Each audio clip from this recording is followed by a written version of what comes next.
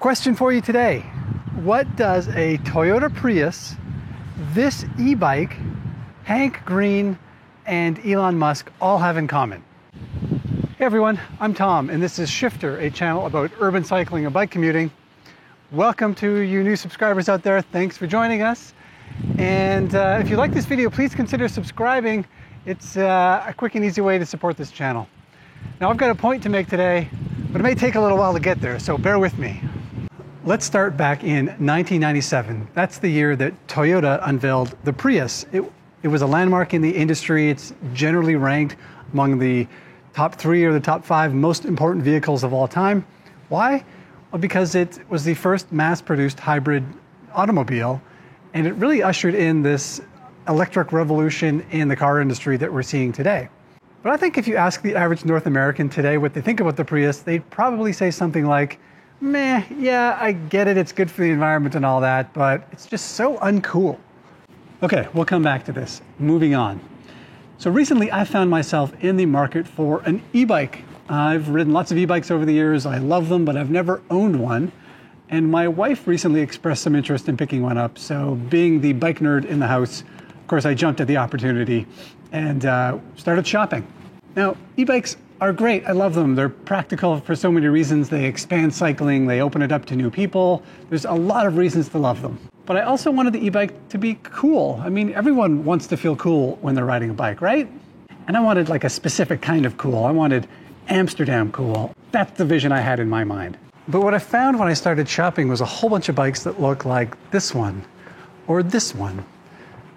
You know, practical, perfectly functional, great bikes, just not that sexy and not that exciting. Which brings us to Hank Green. Now, you all know Hank. He's internet royalty. He is half of the Vlog Bros and the founder of Crash Course and VidCon. Well, Hank tweeted something that caught my eye recently. His tweet said this: "Will e-bikes do more for the climate than Tesla? Is a question we only aren't asking because they aren't sexy." So I think Hank hit the nail on the head. E-bikes may be the future and probably should be the future of urban transportation. But right now, they're the Prius of urban transportation. They're practical, they're functional, they make a ton of sense. And if you ask most North Americans what they think about them, they'll say something like, meh, I get it, they're good for the environment and all that, but they're so uncool.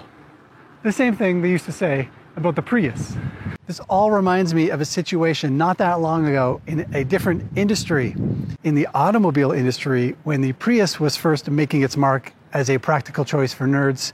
Nobody really thought the electric car market would ever take off until somebody had an idea that maybe electric cars would take off if they were cool and sexy. The person who had that idea, of course, was Elon Musk. And those early days of Tesla were marked by this idea of turning electric cars into something cool and sexy that people couldn't wait to get their hands on. Maybe that's where we're at with e-bikes these days. Maybe we just need someone somewhere to commit to making e-bikes sexy. And I'd actually say this applies to cycling in general. I don't think Hank was getting caught up on the nuances of one e-bike over another, probably like I am or what subscribers of this channel might do because we're all bike nerds. Cycling has an image problem.